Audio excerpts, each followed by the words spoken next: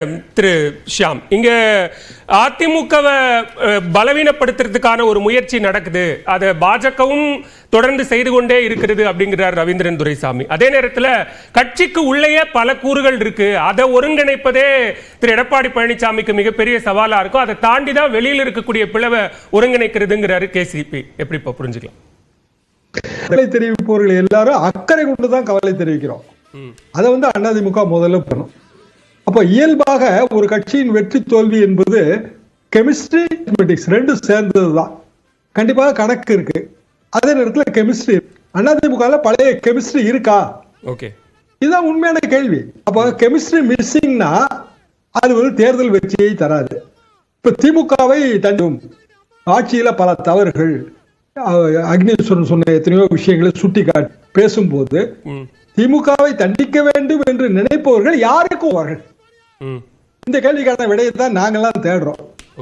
நான் திமுக எனக்கு பிடிக்கலங்க, நான் இது வரைக்கும் அதிமுக போட்டுட்டு இருந்தேன். அதிமுக தவறு பண்ணுச்சு. ஜெயலலிதா ஆட்சி காலத்திலேயே நைட்ல ஜெயலலிதா எதிர்ப்பு பண்ணி அப்போ யாருக்கு ஓட்டு போட்டோம்? திமுகவுக்கு ஓட்டு போட்டோம். அப்போ இந்த ரெண்டு கட்சி இப்படி இருக்கும்போதுதான் தமிழ்நாட்டில் அரசியல் சரியா வந்துச்சு. பிஜேபியோட அரசியல் என்பது இனிமேல் தான் அவர்கள் அவர்களுக்கான செய்து வாக்காளர்களை திரட்ட வேண்டும்.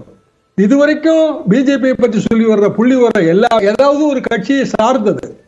வாக்கரசியல இந்த கட்சி ஓட்டு எவ்வளவு டிரான்ஸ்பர், கட்சி ஓட்டு எவ்வளவு டிரான்ஸ்பர் ஆச்சு நம்ம கண்டுபிடிக்க முடியாது. சரி, அப்போ இன்றைக்கு தான் அவங்க வேற நிலைப்பாடு, தமிழ்நாட்டின் பொதுவான உணர்வுகளுக்கு எதிரான நிலைப்பாடு எடுக்கிறாங்க. முழுக்க முழுக்க நிலைப்பாடு. அப்படி எதிரான நிலைப்பாடு எடுக்கும் போது அந்த நிலைப்பாட்டுக்கு ஆதரவாக பேர் இருக்கிறாங்க. நம்ம தான் இவ்வளவு நாளா பூமரங்கள் மாதிரி பழைய மேட்டரை பேசிட்டு இருந்துருவோமா?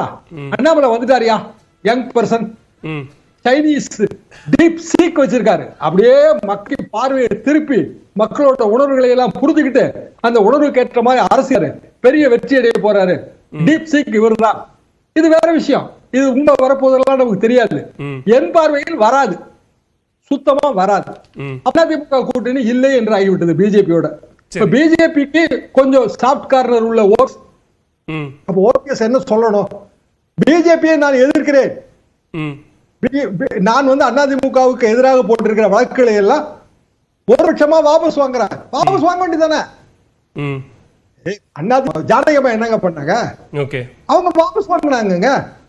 அப்ப கட்சி ஒற்றுமைப்படும். ஒற்றுமை என்பது ரெண்டு கையும் சேர்ந்து வரணும். எடப்பாடி பழனிசாமி ஒரு அறிக்கை வெளியிடணும், கட்சியில இருந்து விலகி இருக்கவங்க எல்லாம் உள்ள வாங்க. ஓபிஎஸ் ஓபிஎஸ்ஓ இல்ல கேசிபியோ எல்லாருக்குமே என்னோட இதுதான். அவங்க வழக்குகள் வேண்டாம், ஆபத்து, அதுல விளையாடாதீங்க. ஏன்னா பிஜேபி செய்யும், இது செய்தும் வாது செய்தும் தொல்லறத்தை சுட்டரித்தும் ஆதிக்கம் செலுத்த வேண்டும் நினைக்கிற கட்சி அது. அதான் நம்ம தொடர்ந்து பாக்குறோம். இந்த ஷிண்டே அனாதையா விட்டா ஷிண்டே கதி என்னங்க? இன்னைக்கு அவருக்கு கொடுக்கப்பட்டிருந்த பாதுகாப்பு, அவரோட எம்எல்ஏ கொடுக்கப்பட்டிருந்த பாதுகாப்பை எல்லாம் வாபஸ் பெற்று விட்டார்கள். ஆனா இன்னைக்கு ஷிண்டேயால என்ன செய்யும்? ஒண்ணுமே செய்ய முடியாது. அவமானத்தை எல்லாம் சகிச்சுக்கிட்டு மென்னு முழுங்கிட்டு அங்கே நிலைமை.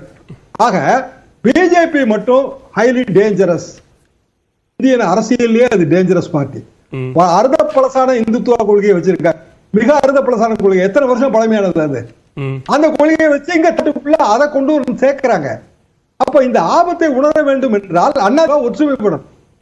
அதாவது திமுகவுக்கு மாற்றாக அதிமுக ஒற்றுமைப்படணும். அதை திருப்பி சொல்றேன். அதிமுக பலவீனப்படணும் நான் எந்த காலத்திலும் சொன்னதே கிடையாதுங்க. அது என் விருப்பமே அல்ல. அப்போ இயல்பாக இப்ப அதிமுக எடுக்க வேண்டிய நடவடிக்கை இல்ல, அதிமுக இருந்து வெளியே போர்க்கொடி பிடித்திருப்பவர்கள் எடுக்க வேண்டிய நடவடிக்கை, ஆளுக்கு ஒரு கரத்தை நீட்டுங்க, தமிழ்நாட்டுக்கு நல்லது.